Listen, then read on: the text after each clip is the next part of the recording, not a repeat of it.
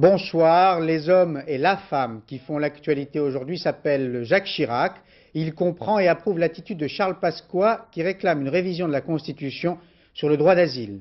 Jorge Burruchaga, l'ancien joueur de Valenciennes, met en cause son ancien président dans l'affaire que vous connaissez. Laurent Fignon, il ne veut plus pédaler et raccroche à 33 ans. Michael Jackson, la police a visité son ranch californien en son absence. Sharon Stone, enfin, elle revient dans un film aussi hard que Basic Instinct, Sliver. Mais avant de développer ces titres, une nouvelle surprenante et grave à la fois. De simples pots de rillettes ont tué en France. Un adulte en est mort, 2 femmes ont perdu leur bébé à la naissance et 4 autres femmes ont dû subir un avortement. D'autres consommateurs souffriraient de l'hystériose, 25 au total, 21 femmes enceintes et 4 personnes de plus de 60 ans. La marque de rillettes incriminée s'appelle Tradilège. Elle est distribuée exclusivement par les centres Leclerc. L'enquête d'Olivier Lenuzza et Bruno Giraudon. Depuis 4 jours, impossible de trouver des rillettes Tradilège dans les centres Leclerc.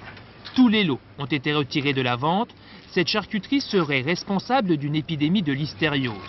25 personnes touchées, un adulte est mort, 2 femmes ont accouché prématurément, 4 autres ont dû avorter. Ce produit fabriqué à Carmenay est uniquement distribué par les centres Leclerc. Leur président Michel Édouard est sceptique. Normalement, la listeria meurt à la cuisson à 78 degrés.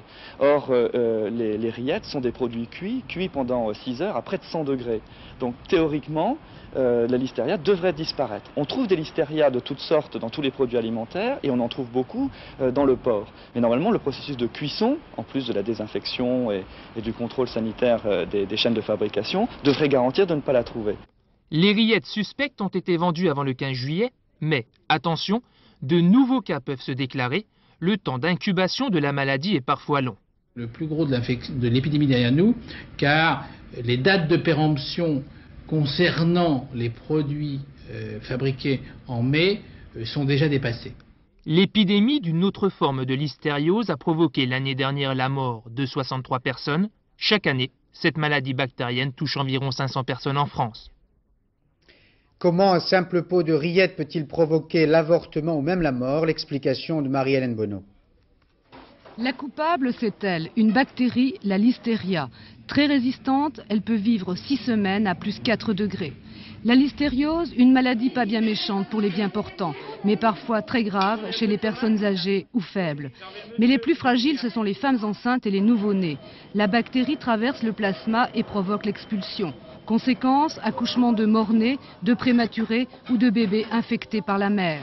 Elle-même peut ne pas avoir de manifestations pathologiques, ou tout au plus, elle aura fait une sorte de syndrome d'allure grippale, mais elle contaminera l'enfant au moment du passage de la filière génitale. Et le portage étant d'ailleurs essentiellement intestinal et génital, c'est un risque majeur au moment de la naissance, avec ce tableau de méningoencéphalite chez le nouveau-né, qui est très sévère. Décelée à temps, la listériose se soigne très bien par des antibiotiques à forte dose. C'est une maladie infectieuse mais pas contagieuse. Première précaution pour l'éviter, ne pas consommer de charcuterie ni de produits laitiers après leur date limite de péremption.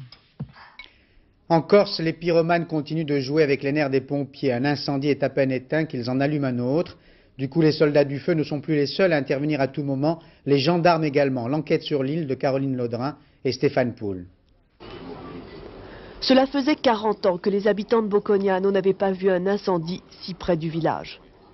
Cette nuit encore, à 3 h du matin, un nouveau feu éclatait à leur porte.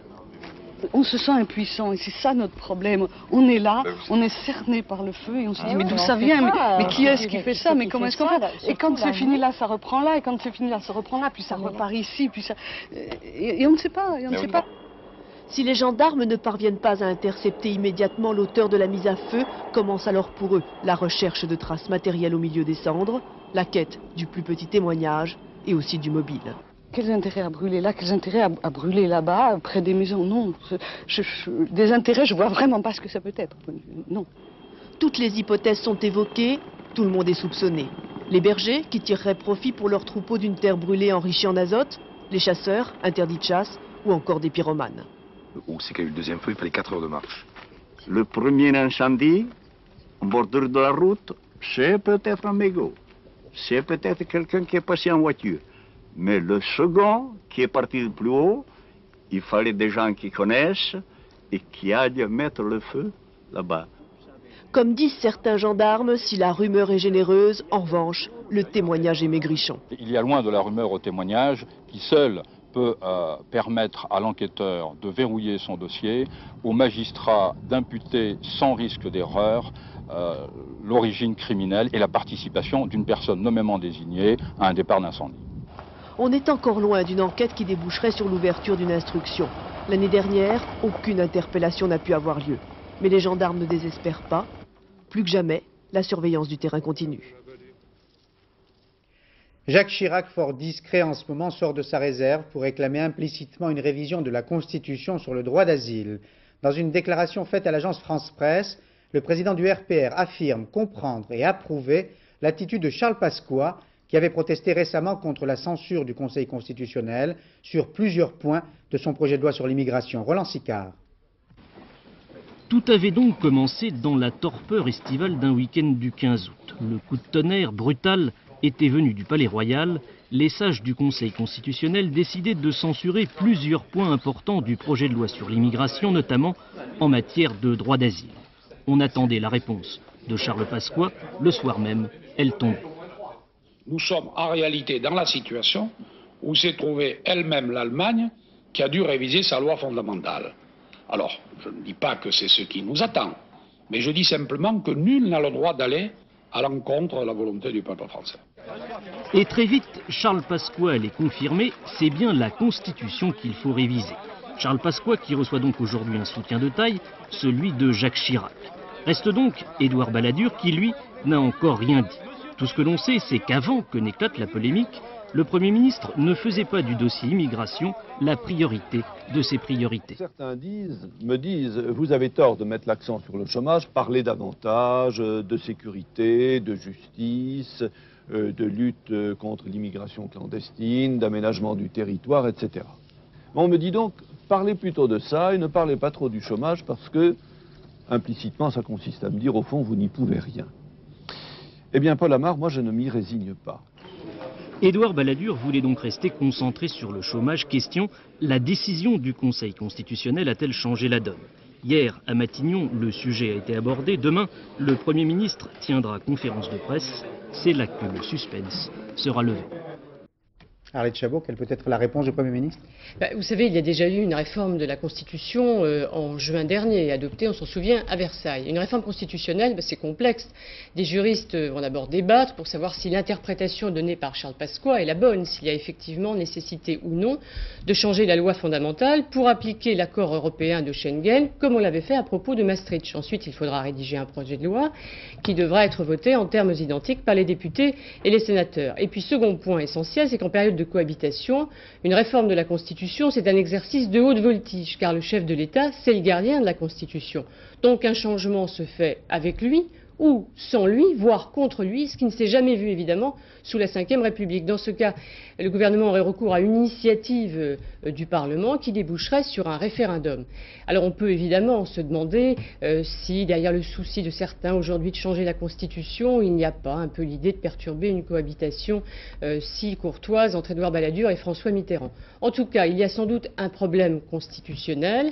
Il y a peut-être aussi des arrière-pensées et en tout cas Édouard Balladur devra convaincre sans doute François Mitterrand. Ils en parleront demain matin et lui, Édouard Balladur, en parlera demain après-midi. Merci Arlette. Effectivement, Édouard Balladur évoquera cette affaire au cours de sa conférence de presse demain, mais il mettra sans doute davantage l'accent sur les difficultés économiques et sociales du pays. Difficultés illustrées par le comportement des Français. Leur inquiétude est telle qu'ils consomment moins. On le savait déjà, mais ce qu'on apprend aujourd'hui, c'est qu'ils recourent moins souvent au crédit et qu'ils se réfugient dans l'assurance vie. Rosane Kerlan. Attention, les Français ont peur de l'avenir et ce n'est pas une fable. 3 indicateurs le prouvent. Le premier, les Français consomment moins. Souvent trop dépourvus, la cigale ne peut plus jeter l'argent par les fenêtres. L'indice des prix du mois de juillet est proche de 0. Sans l'augmentation de l'essence, il aurait été négatif. C'est le signe d'un ralentissement de la demande.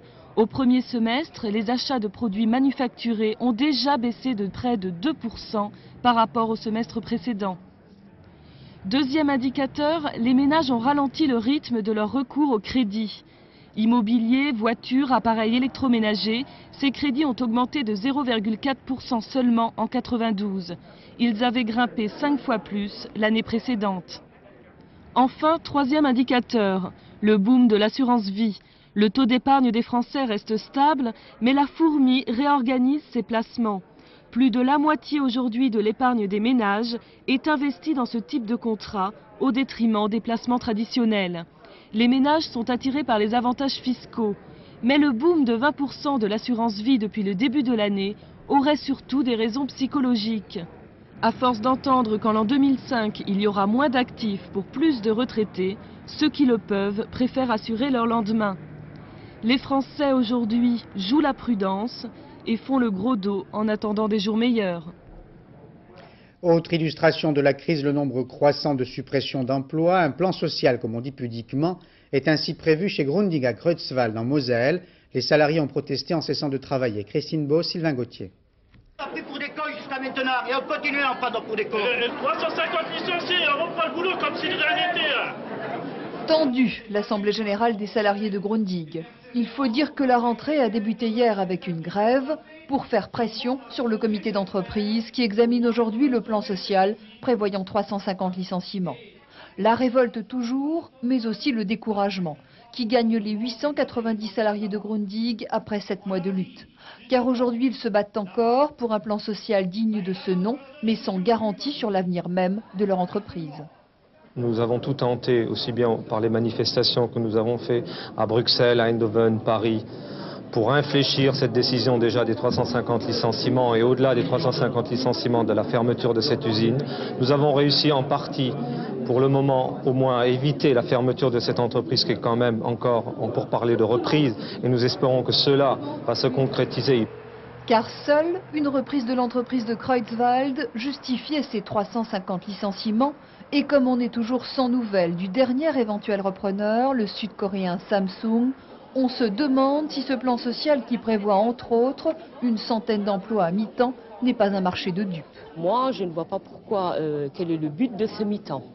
Puisqu'on ne nous garantit rien.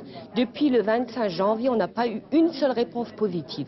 La seule réponse, c'est le mi-temps. Alors là, je ne suis pas d'accord. À mi-temps, ça fait seulement 2500 balles. Moi, je dis, avec 2500 balles, c'est dur à vivre. Pour mieux appréhender ce plan social, la direction a instauré une période de chômage partiel jusqu'au 1er septembre, un nouveau sursis, mais pour quel avenir ? Cette crise qui frappe tous les pays occidentaux incite au repliement. Les partenaires habituels qui pensent à leur propre sort, et c'est légitime, peuvent avoir des intérêts divergents. C'est le cas de la France et de l'Allemagne. La raison européenne, si j'ose dire, permettra-t-elle aux deux pays de résoudre l'actuel blocage? C'est l'enjeu de la rencontre à Dresde entre les deux ministres des Affaires étrangères, Alain Juppé et Klaus Kinkel. Nous retrouvons notre envoyée spéciale Isabelle Bechler.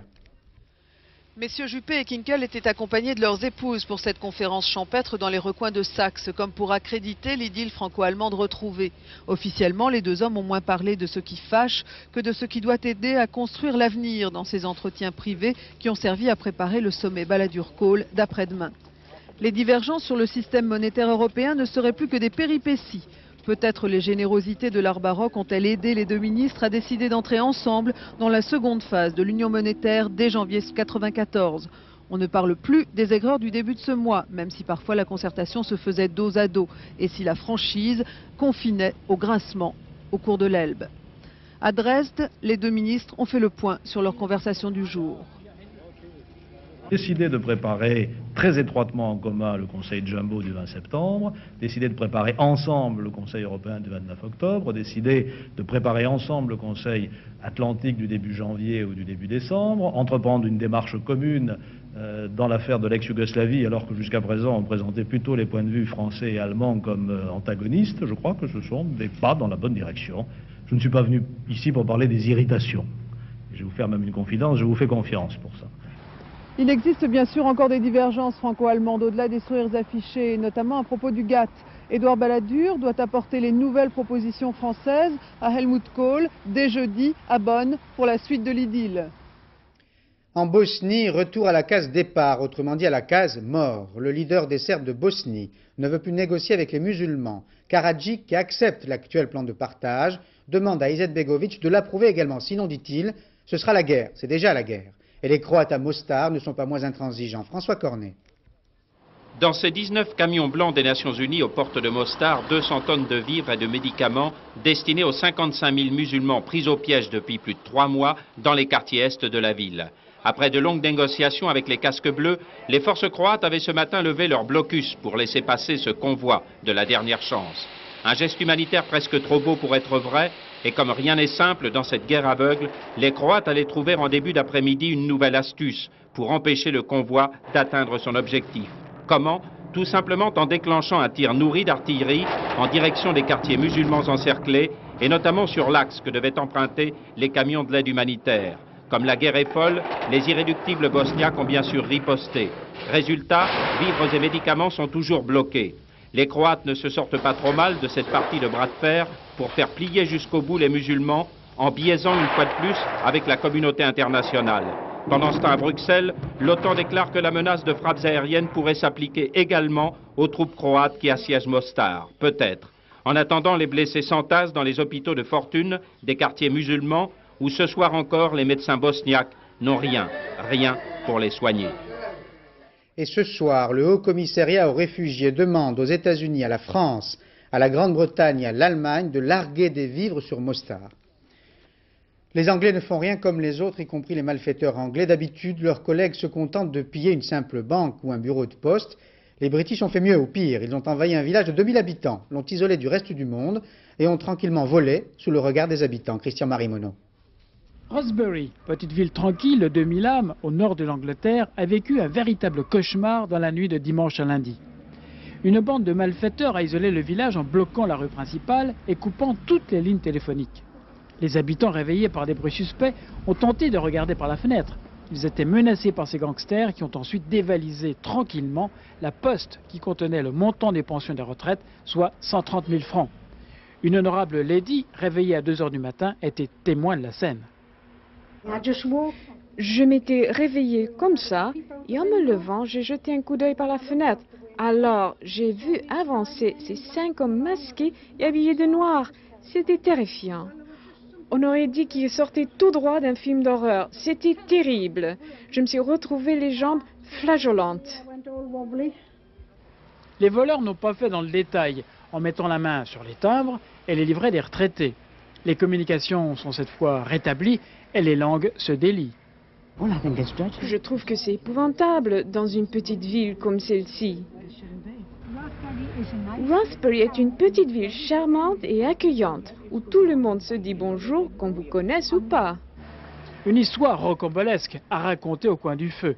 Prochain épisode, l'arrestation peut-être des voleurs qui se sont évanouis dans la nature. Mais la police de Sa Majesté dispose de très peu d'indices.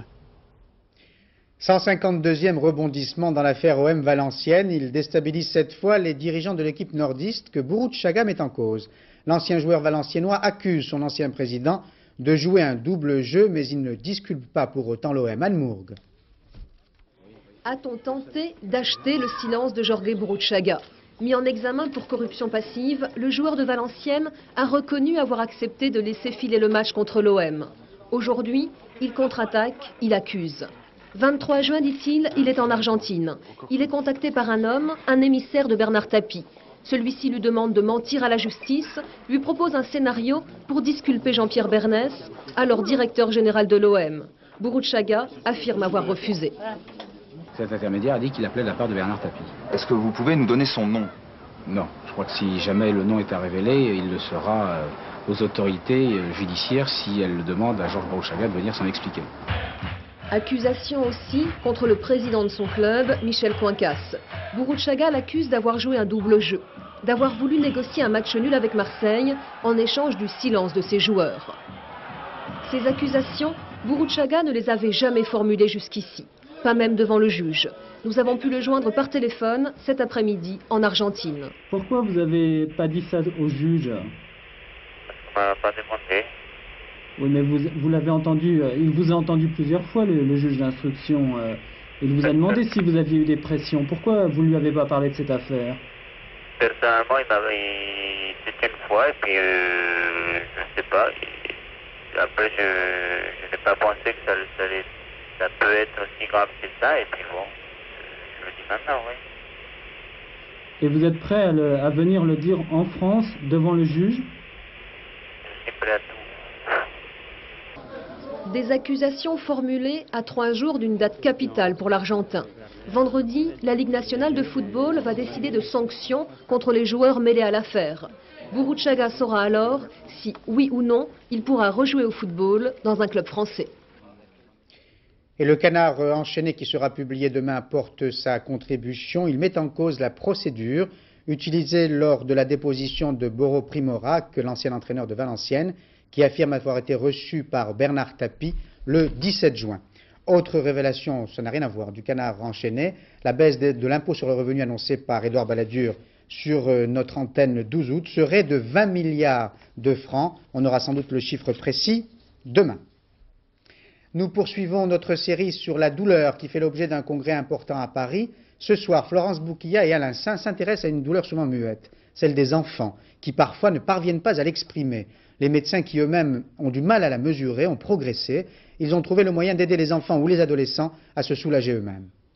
Michael a 15 ans et derrière lui déjà un passé médical chargé. Renversé par une voiture, les 2 jambes fracturées, il a ensuite subi de graves lésions cutanées. Pour réparer sa peau, on lui a fait un cross-leg, c'est-à-dire une greffe de peau d'une jambe sur l'autre avec immobilisation et multiples pansements. La douleur, Michael l'a redoutée puis apprivoisée grâce à un système de pompe à morphine qui fonctionne par autodéclenchement. L'enfant, dès qu'il a mal, il peut appuyer sur un bouton, parce que lui sait que quand est-ce qu'il a vraiment mal, la douleur que ça lui fait, et ça lui arrête pratiquement instantanément sa douleur. Et il ne peut pas trop en abuser non plus, parce que l'appareil est réglé pour. Ici, on estime qu'un enfant de 7 ans, et avec qui le médecin anesthésiste s'est entendu, peut utiliser cette pompe. Une responsabilisation de l'enfant face à sa douleur, impensable il y a quelques années. Ce qu'il faut, c'est lui donner la possibilité d'avoir un soulagement très efficace, d'une part, et d'autre part, avoir des chiens de garde qui font que l'appareil ne risque pas d'administrer des quantités trop importantes de produits, et ceci, c'est du domaine de la surveillance humaine. Dans ce service, avant l'opération et en salle de réveil, des musiciens viennent aider les enfants à se détendre. Avoir moins peur de la douleur, c'est peut-être déjà tenter de la combattre. Michael Jackson a des soucis. La police a visité son ranch californien en son absence, le chanteur étant tourné en Thaïlande. Elle n'a donné aucune précision sur les raisons de son enquête. 2 versions circulent. La première, favorable à la star. La police voudrait le protéger contre une tentative de chantage. La seconde, désagréable, une femme l'accuserait d'avoir maltraité un enfant, dur pour l'homme qui aime tant les enfants. Jean-Marc Illouz. Ni vrai, ni faux, mais de Bangkok à Los Angeles, l'international du show business est en transe. Michael Jackson est-il, oui ou non, comme l'annonce sans précision une chaîne californienne, l'objet d'une plainte pour violence à enfants? À Los Angeles, le standard de la police explose.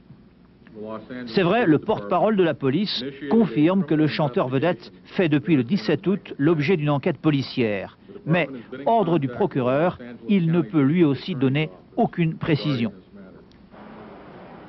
Selon la chaîne californienne KNBC, les 2 propriétés de Michael Jackson, dont celle-ci, ont été perquisitionnées à la suite d'une plainte, celle d'une femme, on ne connaît pas son nom, accusant le chanteur d'avoir fait subir des violences. Vous êtes comblé ce soir par France 2, 20h50, votre compagnon du soir, le brun Schwarzenegger tout en muscles, 22h20, le blond Bruno Mazur tout en finesse. Ils seront encadrés par la blonde Nathalie Rouet qui vous parlera du temps dans un instant et par la brune Martine Laroche-Joubert qui vous donnera des infos à 23h35. À demain 20h, bonsoir, bonne soirée sur France 2.